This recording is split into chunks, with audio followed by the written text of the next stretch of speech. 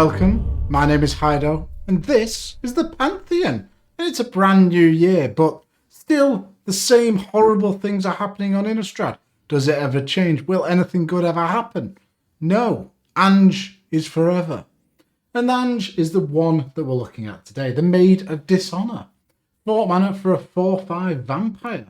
When Anje, or one or more other vampires enter the battlefield under your control, create a blood token. This ability triggers only once each turn. Terrible that it's only once each turn, although it would be very abusable. But you're still going to be getting a lot of lovely blood tokens, aren't you? Nice enter the battlefield effect. I love the name Anje. I just think it sounds ridiculous. Big Anje. I love her. Pay 2, sacrifice another creature, or a blood token.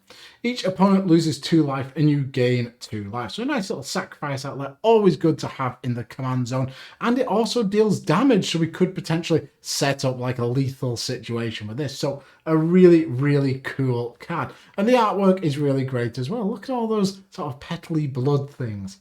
Wonderful. Wonderful, wonderful, wonderful. Really cool card. And, it leads to quite an interesting style of deck. You want to go big into vampires, but there's a lot of artifact synergy and, maybe a couple of combos to close out the game. Do you know what else could close out the game as well? My channel. That doesn't make sense, but please subscribe to it. We're going to be making videos like this for every single legendary creature and plenty of other videos as well. So come and join me on the journey into hell. And anyway, let's have a look at my top 5. So in at number 5, what have we got? Well, we've got Flash, because we want to get around the fact that this only triggers once each turn. So we want vampires coming in whenever we can, and especially in our opponent's turns. So we can build up as a large amount of blood. We're just going to have vats and vats of the stuff. So Bold Plagiarist is one of the very few vampires with Flash. 4 mana, 2/2, Vampire Rogue with Flash. Whenever an opponent puts 1 or more counters on a creature they control, they put the same number and kind of counters on Bold Plagiarist. So this can actually get really, really big. A lot of people like the +1/+1 counters, so let's get them all onto this as well. Really, really cool. I like the theme of it. It's a really nice card. I like it a lot. To go along with it, we've got a couple of Flash enablers. Vedalken Orrery. 4 mana artifact, you may cast non-land cards as though they had Flash. Really good, so we can trigger that ability on each of our opponent's turns. Then there's a card like Emergence Zone, a land. I love a land with an effect. Taps for a course, and you can pay 1, tap it, and sacrifice it. You may cast spells this turn as though they had Flash. So it is a one-off, but maybe you can sort of generate a way of getting lands back to the battlefield or something like that. It'd be better in white because then we have Sun Titan, things like that. But it's a good one-shot way of getting a nice trigger. And it's a land. We're not losing anything. We're only 2 colours. Having a colourless land, not the end of the world. But then, one of my favourite cards ever. But you can't get it in foil, so it's actually garbage. Necromancy is a 3 mana enchantment. Now, let's delve into what this does. So you can cast this with Flash, although you have to destroy it at end of turn, or maybe sacrifice it. I can't remember which. When you play it, choose that creature card in a graveyard and you bring it back to the battlefield. So it works as an animate dead. So this will trigger Anje if we're reanimating like a vampire or something like that, or even Anje herself. Really cool that you can use it at instant speed, and well, it may work very well with the card that's in at number 1. Really great card. Then here's a couple of just good vampires that you might want to play in the deck. Olivia, mobilized for war. 3 mana, 3/3. She's part of the clan. Vampire, flying. Whenever another creature enters the battlefield under your control, you may discard a card. If you do, put a 1/1 counter on that creature. It gains haste until end of turn and becomes a vampire in addition to its other type. So making more vampires, just proliferating the vampire curse. And giving haste to things is actually really important. Our commander, 4/5, well, potentially a 5/6 with this. Really nice, gets in, slams in for tons of damage. And that discarding a card, well, it's going to come up and it's really quite good, useful. If you know Anje's original form, well, it's madness really, isn't it? Then there's Bloodline Necromancer, 5 mana for a 3/2 vampire. Lifelink, and when it enters the battlefield, you may return target wizard or vampire creature from your graveyard to the battlefield. So again, another great reanimation card. And I think this is a good sub-theme to go down in the deck because we're going to be discarding a lot of cards, maybe sacrificing a lot of different creatures, and being able to bring them back and reanimate them with different things is always wonderful. Finally, there's the Insolent Neonate. 1 red for a 1/1 with Menace. It's a vampire, so it's going to trigger our commander, get us a lovely blood token. Discard a card, sacrifice Insolent Neonate, draw a card. So it works just as a blood token would. And, you know, we're going to be getting through our deck, sifting through. And this is a vampire that goes to the graveyard. Maybe we can reanimate it later. Things like that. It just works on every axis. And in at number 4, what do we have? Well, we've got Big Anje herself, the original Anje. Really good card. Anje Falconwrath. 3 mana, 1/3 with haste. It's a vampire. Tap to discard a card, draw a card. Ooh, nice. We can filter through the deck. Well, whenever you discard a card, if it has Madness, untap Anje Falconwrath. And that will work phenomenally with our blood tokens because we can respond to the blood token activation. We discard a card, Anje untaps herself, we tap her, then blah, blah, blah, blah, blah, blah, blah, and we just keep going through. And the whole theme of this section is madness. Mad, I know. So, good Madness cards that are also vampires. Bloodhold Priest, 4 mana, 4/4 vampire. When it enters the battlefield or attacks, if you have no cards in hand, it deals 2 damage to any target. We don't want to get to that point, really, do we? Well, I don't, personally. I like to have cards in hand because I can plan to do things. You know, I have goals and aspirations within the game of Magic. Madness for 3 mana, so we're getting a nice little discount on it. Then we've got Anje's Ravager. Ange, Big Ange.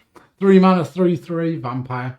When it attacks each combat if able, whenever it attacks, discard your hand and draw 3 cards. Madness for 2 mana, so again, nice little discount.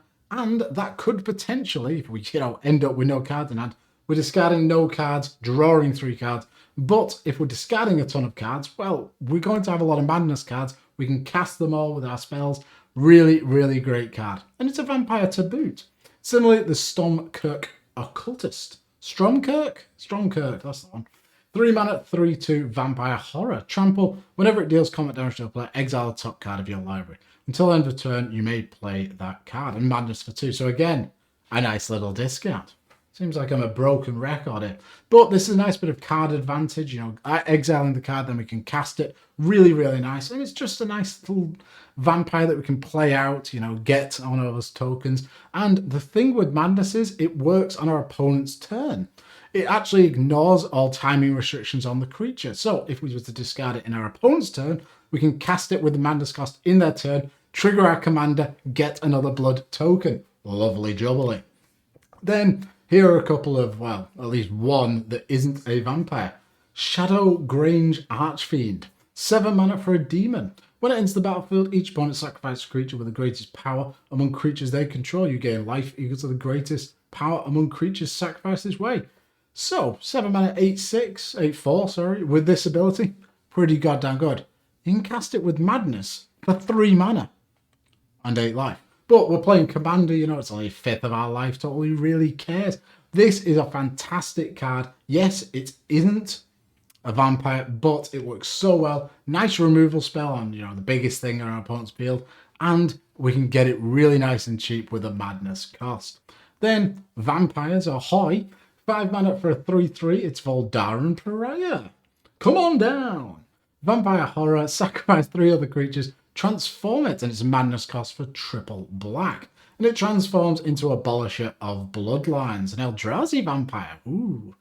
Flying, when this creature transforms into Abolisher of Bloodlines, target opponent sacrifice 3 creatures. That can absolutely decimate one of your opponents. Just remove all of their creatures, you know, their commander, 2 other sort of incidental creatures. Amazing. And the fact that we can sacrifice them at any time, well, we can do it whenever our opponents may be like playing like a little creature. We can target those 3 creatures.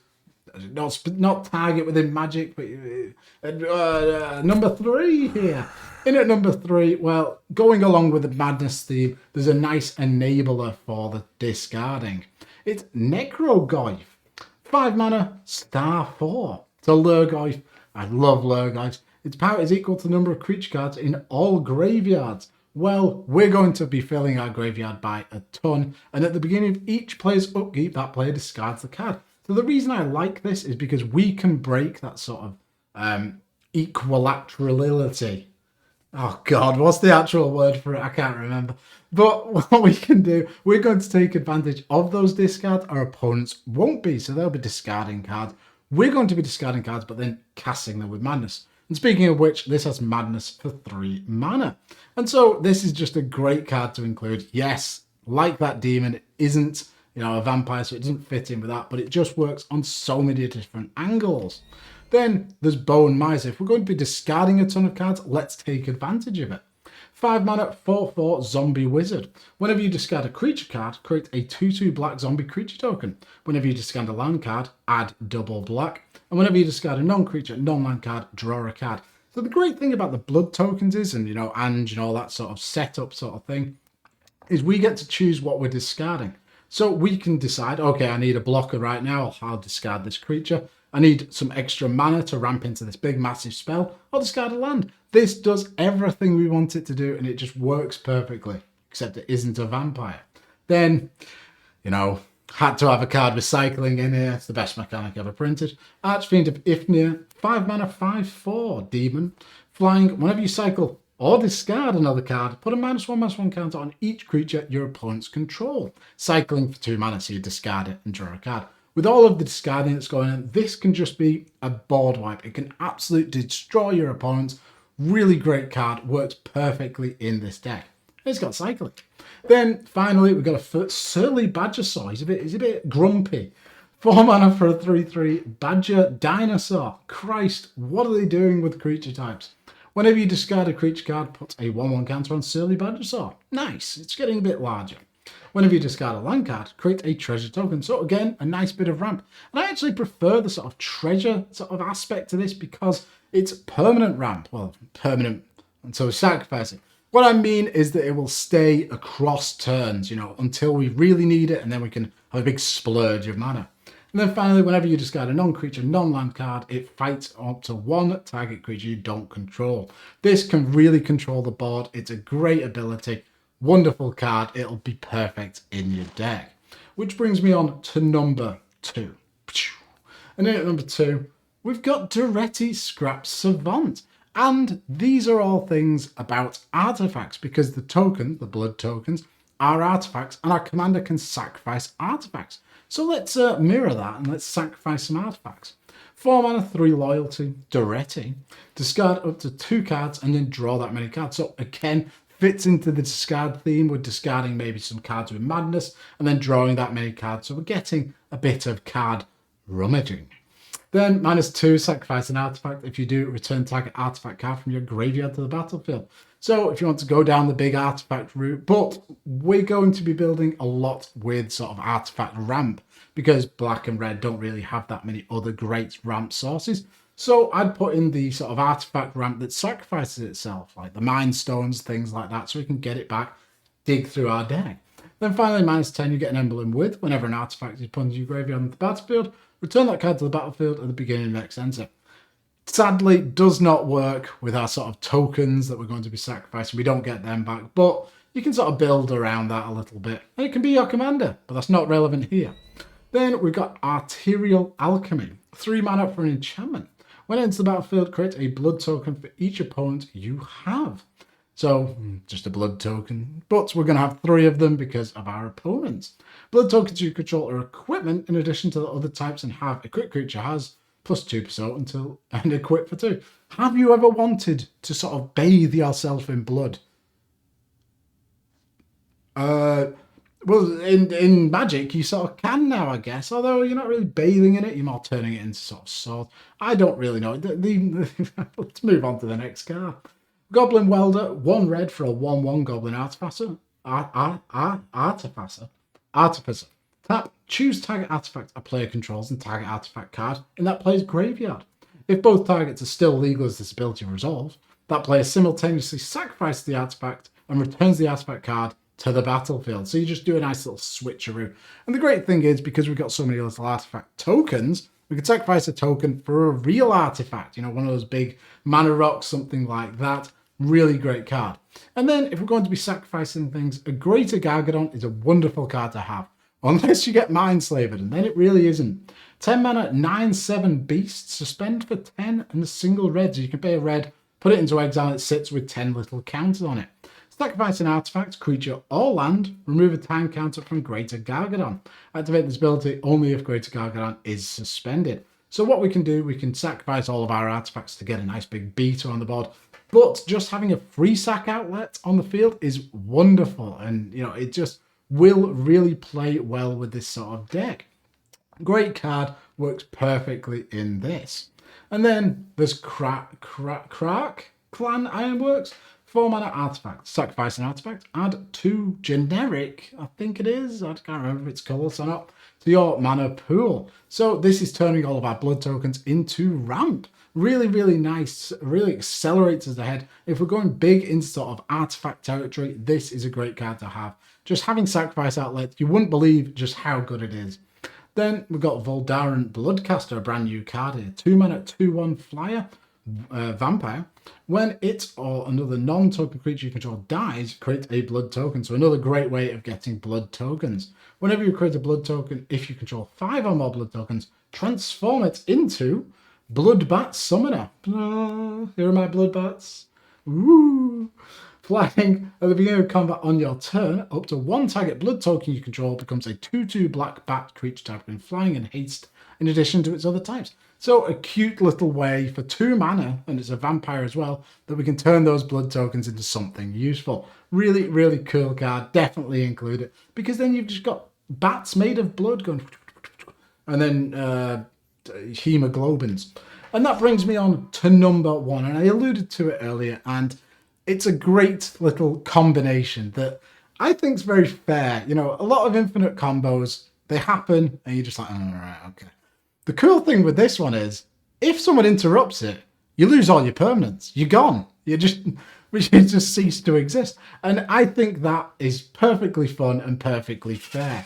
And World Gorger Dragon is really at the center of that combination. 6 mana for a 7/7 Nightmare Dragon. Flying and trample. When it enters the battlefield, exile all other permanents you control. When it leaves the battlefield, return the exiled cards to the battlefield under their owner's control. Now, never cast this. Don't cast it. You don't want to ever cast this because you just end up with a dragon and nothing else. You've got no lands. You just, I'll tap for 7. Maybe that's good if everyone's at 7 life or something ridiculous like that. But what we want to do is discard this into our graveyard and then use a card like Animate Dead or Necromancy or indeed Dance of the Dead that are down there. There's 3 cards. That's 6. 3 cards that work perfectly with this combination. So, Animate Dead. Christ, here we go. 2 mana. Enchant creature in a graveyard. When it enters the battlefield, if it's on the battlefield, it loses an enchant creature card in a graveyard and gains enchant creature put onto the battlefield with Animate Dead. Right. Return enchanted creature card to the battlefield under your control and attach Animate Dead to it. When Animate Dead leaves the battlefield, the creature's control sacrifices it. Enchanted creature gets -1 mana. So, okay, we got through it. We got through the text. We got through the wall. So, why does this work so well with World Gorger Dragon? So, what happens is, World Gorger Dragon is dead. He's in the graveyard.